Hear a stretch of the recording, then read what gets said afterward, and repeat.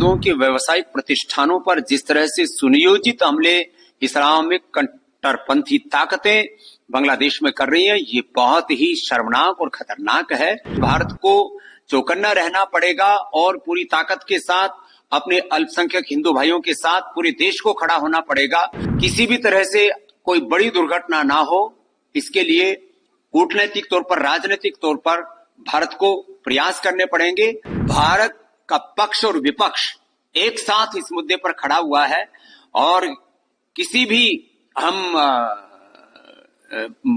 बुरी से बुरी परिस्थिति का सामना करने के लिए हमें तैयार रहना पड़ेगा। जब हमने बांग्लादेश को जन्म दिया, जब हम बांग्लादेश बना सकते हैं, तो वहां पर रहने वाले अपने हिंदू भाइयों की रक्षा करने में भी पूर्ण तरह से समर्थ हैं। भारत के सामर्थ्य को हमें दिखाना होगा, जिससे कि वहां पर रहने वाले हिंदुओं की तरफ कोई आंख न उठा सके। भारत के प्रधानमंत्री वो एक बहुत बड़ी शख्सियत हैं और हिंदुओं की रक्षा कैसे करनी होती है उसको वो जानते हैं और उन्होंने की है। हिंदुओं के घरों, हिंदू मंदिरों और हिंदुओं के व्यवसायिक प्रतिष्ठानों पर जिस तरह से सुनियोजित हमले इस्लामिक कट्टरपंथी ताकतें बांग्लादेश में कर रही हैं, ये बहुत ही शर्मनाक और खतरनाक है।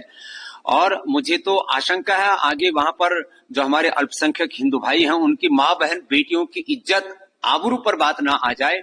इसके लिए भारत को चौकन्ना रहना पड़ेगा और पूरी ताकत के साथ अपने अल्पसंख्यक हिंदू भाइयों के साथ पूरे देश को खड़ा होना पड़ेगा। किसी भी तरह से कोई बड़ी दुर्घटना ना हो, इसके लिए कूटनैतिक तौर पर, राजनीतिक तौर पर भारत को प्रयास करने पड़ेंगे।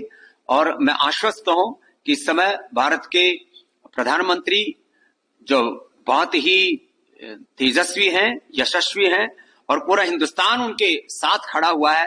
पहली मर्तबा मैं देख रहा हूं बहुत वर्षों के बाद, करीब 2-3 दशकों के बाद, कि भारत का पक्ष और विपक्ष एक साथ इस मुद्दे पर खड़ा हुआ है और किसी भी हम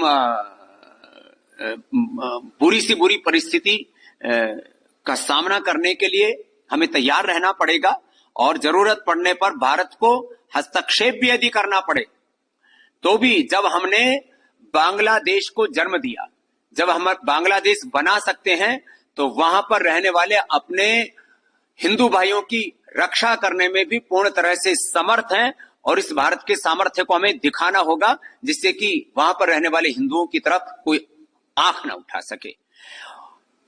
और दुर्भाग्यपूर्ण तो यह है कि जिस तरह की दुर्घटना और जिस तरह का विद्रोह, बगावत बांग्लादेश में, ऐसे ही बगावत हिंदुस्तान में हो जाए। ऐसे कुछ राजनीतिक लोग, कुछ ऐसे सोशल टेररिस्ट, कुछ रिलीजियस टेररिस्ट, कुछ ऐसे यूट्यूबर्स मंसूबे पाले बैठे हैं कि भारत में भी जाति के नाम पर, आरक्षण के नाम पर, संविधान के नाम पर वर्ग भेद और अलग अलग मजहबी उन्माद ऐसे पैदा कर दिए जाए कि भारत की एकता, अखंडता और समृद्धता खतरे में पड़ जाए और बांग्लादेश जैसी एक बगावत की स्थिति हिंदुस्तान में पैदा हो जाए। ऐसे जो मंसूबे पाल करके बैठे हैं, ऐसे जो लोग वीडियो अपलोड कर रहे हैं और देश के सड़कों से लेकर के संसद तक में जो इस तरह के विघटनकारी, जो कुत्सित प्रयास कर रहे हैं, उन लोगों को हमें सख्ती के साथ रोकना पड़ेगा। पूरी दुनिया में जैसे यहूदी लोगों पर कोई अंगुली नहीं उठा सकता, क्योंकि पूरी दुनिया के यहूदी एक है, ताकतवर है। ऐसे ही पूरे हिंदुस्तान के 100 करोड़ से ज्यादा हिंदुओं को एकजुट रहना होगा और साथ ही साथ इतना ताकतवर बनना पड़ेगा।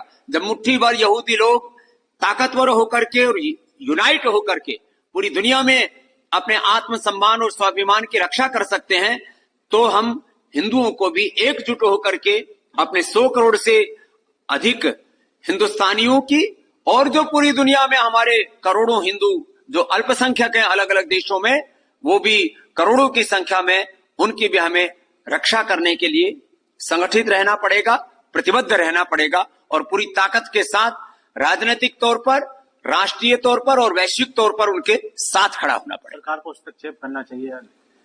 सरकार को यदि जरूरत होगी तो हस्तक्षेप भी करेगी, क्योंकि भारत के प्रधानमंत्री वो एक बहुत बड़ी शख्सियत हैं और हिंदुओं की रक्षा कैसे करनी होती है उसको वो जानते हैं और उन्होंने की है।